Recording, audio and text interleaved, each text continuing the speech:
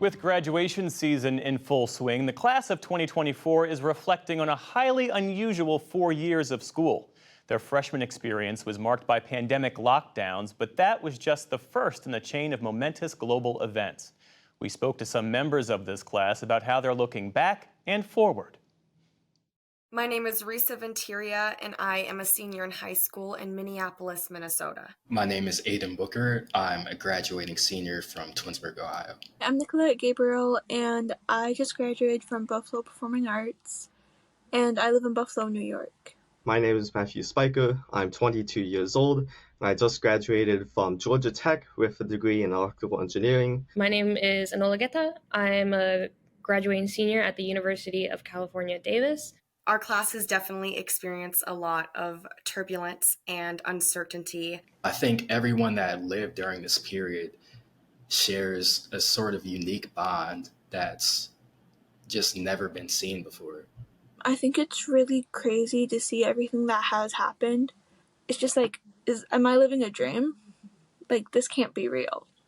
I think the past 4 years can basically be described as living out a history book, right?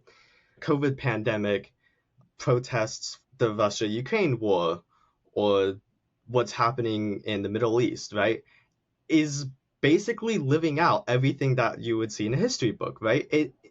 It's unsettling to me.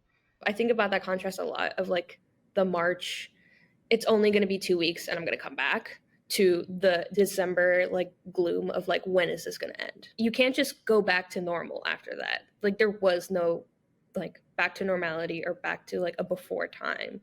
Our entire freshman year was online, and then sophomore year, it was still online. And then the entire high school year, you're sort of transitioning and getting back into the groove of talking to people and just adjusting to that face-to-face connection. So we definitely had it the worst, I would say.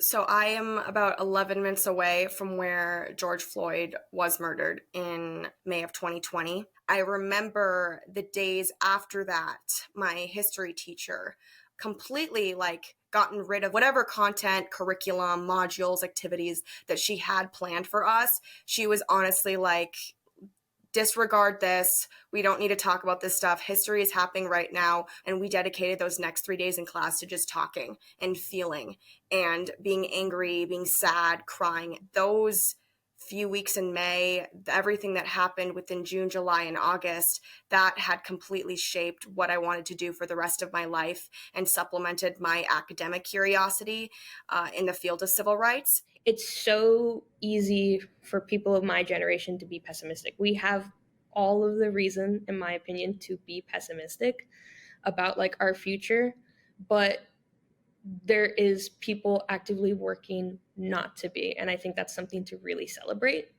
Personally, like restlessness at like what good like the future can hold for us, even if it seems like there are odds stacked against us. Living through COVID as it emerged in real time before us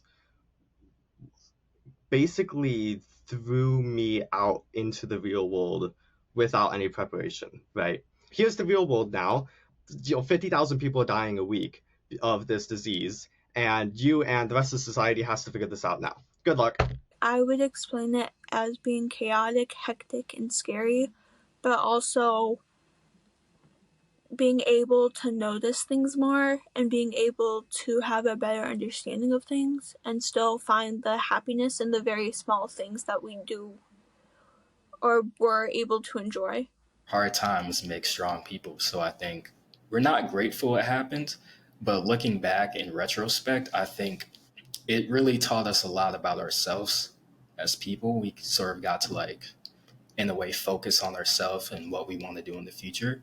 Without the past 4 years, without everything that has happened in our nation, I don't feel like I would have been fully equipped to take on the world if a lot of these things didn't happen at such a young age for me and my fellow classmates. The human that I am today would not be as optimistic as she is, because I feel I have seen the bad.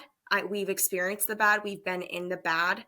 And to know that there is a lot of hope for how bad a situation can get, it'll always turn around.